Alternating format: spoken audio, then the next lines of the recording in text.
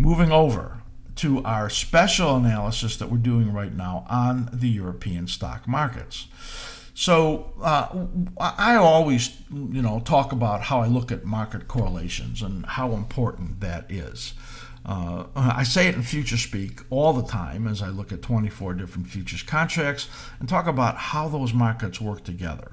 I think that it's really so important, and it's hard to be an effective analyst when you're looking only at one chart. We look at multiple time frames, and then we look at what correlates with everything that is connected to that particular chart that we're analyzing. So while I was evaluating the U.S. indexes the end of this week and looking to create this show, I referred to the world markets. I wanted to look at those, and I wanted to get a good idea as to what they look like, because I knew that the world markets were well underperforming the U.S. market over a long period of time. And I figured, well, if we're in a time when there's a lot of rotation going on, maybe they're strengthening. So I wanted to take a good look at that. So I looked at those, and you're going to be just astounded at what you look at here. The European markets are looking great.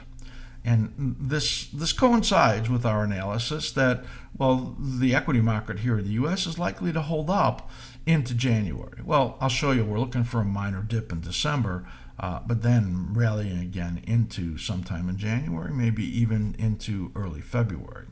But then we think, of course, risk is going to grow after that. But what I want to show you now is looking at the STOXX 50, the FEZ, and I'm going to show you the three of the European markets and give you an idea of what cycle analysis looks like in these, and that's going to be, I think, really valuable to this analysis. And then I'm going to show you a unique chart looking at the relative strength of the U.S.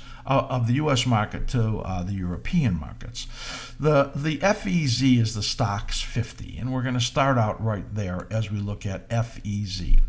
This is a chart of the biggest 50 European stocks in this index, and this has cycle analysis on there. So I'll do a little primer for you, so you, in case there are new people out there, you get an idea of what we're looking at.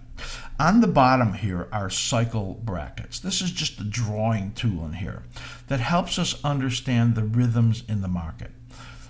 Cycle analysis is a look at money flow. It's visual, and it's an art form. It's not exact, but energies aren't exactly exact. And what happens is that there are influences on the energies, and that has an influence on the wave action that you see in here. And this is a very clear look. So this is the what we call the ideal, and where these vertical lines are actually where these cycle lows occurred, as you can see that, and look how close they were to what you're looking at here as what was the anticipated periods for rallies. This is the rising phase right in here, or declines, the declining phase right in here. What I put in on these yellow ovals were just where these declining phases, how they came out, and you can see that. And then when you get into this, rising phase, you get these kind of long upward waves that you can see of upward movement.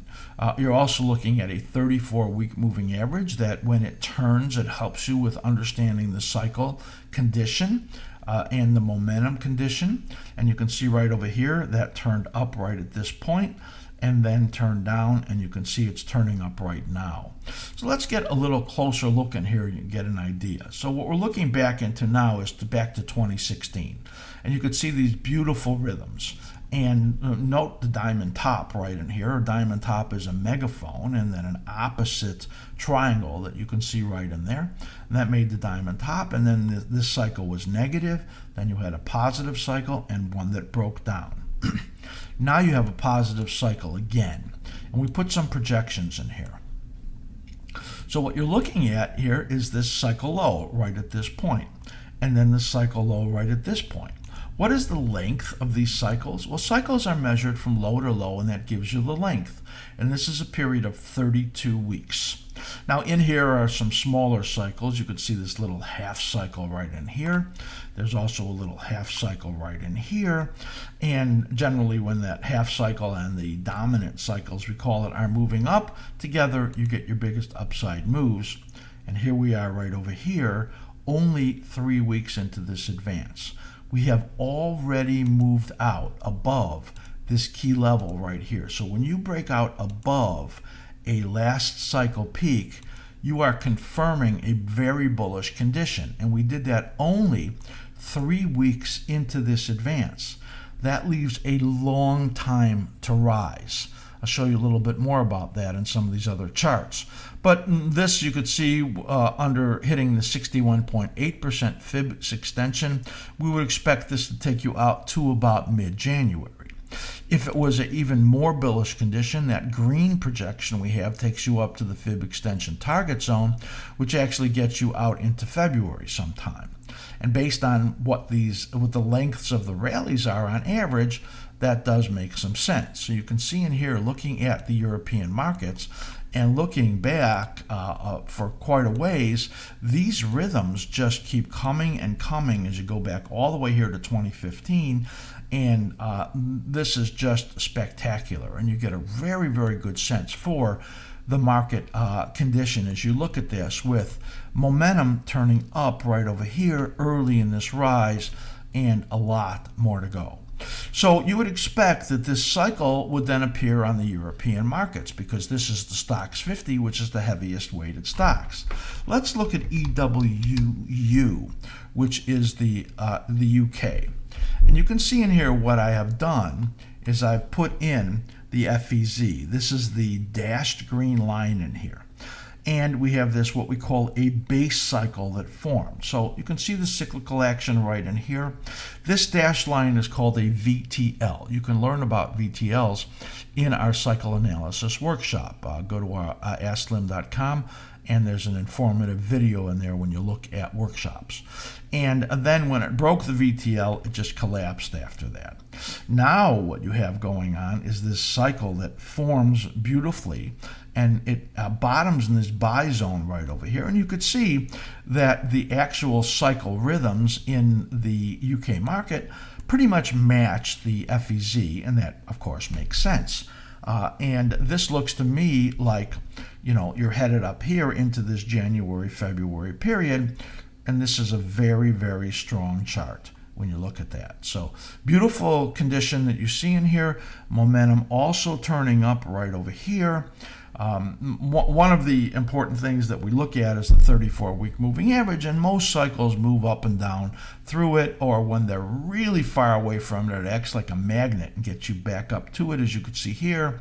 And now it's not very far from that 34-week moving average. It's got a lot of time and room that it could move on the upside. So EWU, the UK, looking really strong. Now let's look at EWG. This is Germany. What do you see? Pretty much the same thing, but it's even stronger because this cycle right in here actually got above that level. It came down to the what is really an upper support area here, and then you can see beginning to move up again. And yes, when it gets above this key level, right over here, actually that should be right at that point right there, that is going to be a breakout where you get above that 3085 area, and that would send you up towards those fib extensions right up over there. And again, up until January and February, we look at Germany here. Let's take a look at one more, EWP, as we're looking at Spain. And Spain has been dreadful. You can see how bad that's been.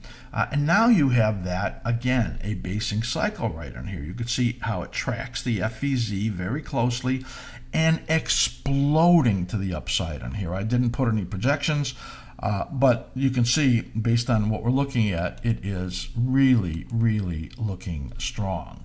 So all of that comes to the comparison from the FEZ that you see right over here, and European stocks looking tremendously strong.